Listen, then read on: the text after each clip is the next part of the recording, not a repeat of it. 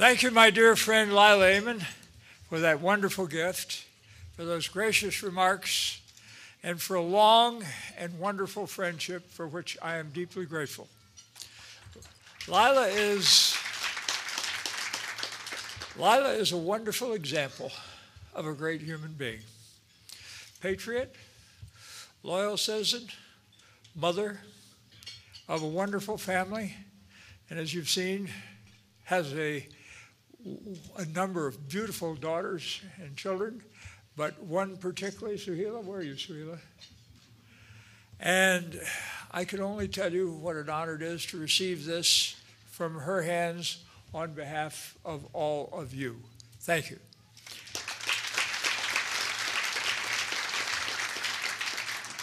I'm sure it pleases the lovely Deborah, my wife, who's over there, and my number two son, Christopher, judge of the circuit court hereabout, of whom I'm very proud, who is seated down there, who is my hunting companion and longtime friend. And I want to say thank you to all of you at CAIR, all of my friends in this room, especially including the imams and the distinguished guests I see before you. CAIR is a great organization, and we are proud of its dedication to the ideals of this nation of ours, which we all love. And we are proud that we are determined to protect this nation, the ideals, the principles, and the goals of it, in terms of seeing to it that the freedom of all Americans is realized and protected. I want to thank my good friend Andre Carson for being here. He's a great member of Congress, a wonderful leader. And you might not realize it, he's also the son of a great member of Congress. His mother was a wonderful member of the House before him. I have the pleasure of looking back at my dad, who also had the privilege of serving, and it gives a particularly warm feeling. Andre, thank you for the kind words you said about me.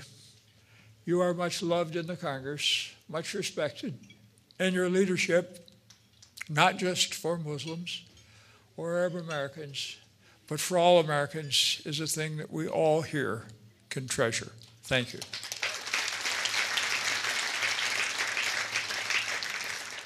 And I saw my good friend Henson Clark come in. Where are you, Henson? Henson is a new member who is going to lend great distinction to the people that he serves. And we're proud that you're there, Henson. And we look forward to your growth and to your success. CAIR is one of the great guardians of the great traditions and the great things that make America a wonderful place.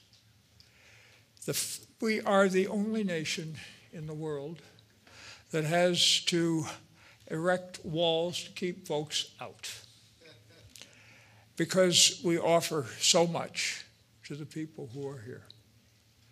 We are the only nation who has a wonderful document, as I held up to the Imam, the Constitution of the United States, the Bill of Rights. It's all here.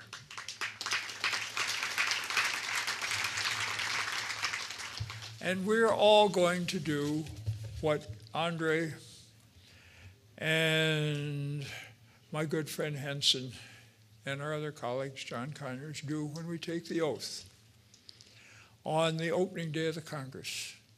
We're going to support and defend this nation and its Constitution against all enemies, foreign and domestic. Regrettably, we see these enemies rise up at different times. They might rise up to destroy buildings in New York, or to shoot innocent people, or to kill our troops, or to threaten our liberties, to deny people their full freedoms because they might worship a God a little differently than we all do. But this is not important. As Bach said, we all believe in one God. And it is more important that we recognize that the rights of none of us are secure or protected if we allow the rights of any of us to be threatened.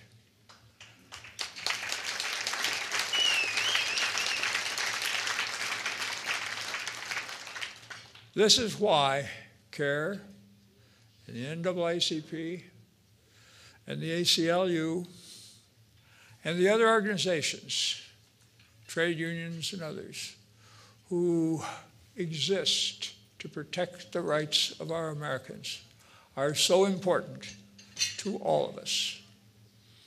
You know, it's a funny thing.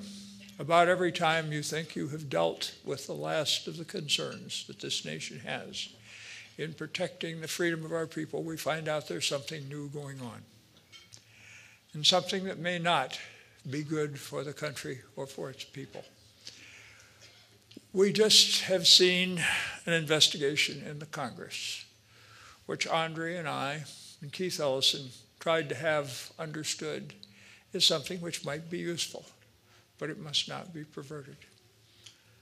And it must move towards assuring the protection of the rights of each and every one of us, Christian, Jewish, Muslim, whatever you might happen to be. And we wanted to see to it that it behaves properly, so it does not bring shame upon the Congress or each and every one and all of us. Now we are seeing a curious fellow coming to Michigan who says he's going to burn a Koran in front of a great religious institution here in the city that I serve. We say to him, come and be welcome if you come in peace and respect and goodwill, and we will welcome you in that way. But we say, if you're coming to bring division and hatred and ill will, and to speak ill will towards any of our people, no matter who they might be, stay away. We don't need you here.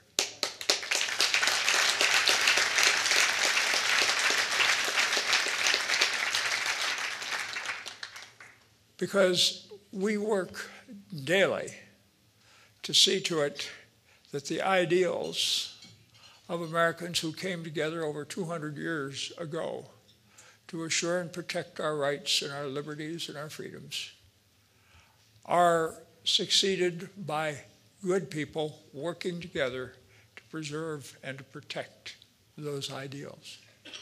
We live in the greatest nation in the world, and we're proud of that. We intend to keep it so. And I look forward to working with you, my dear friends, and my colleagues, not only to protecting these rights, but to seeing that this nation continues to grow in all particulars, in its freedoms, in its economic situation, and in all of the other things which are so important to us, so that it will be the kind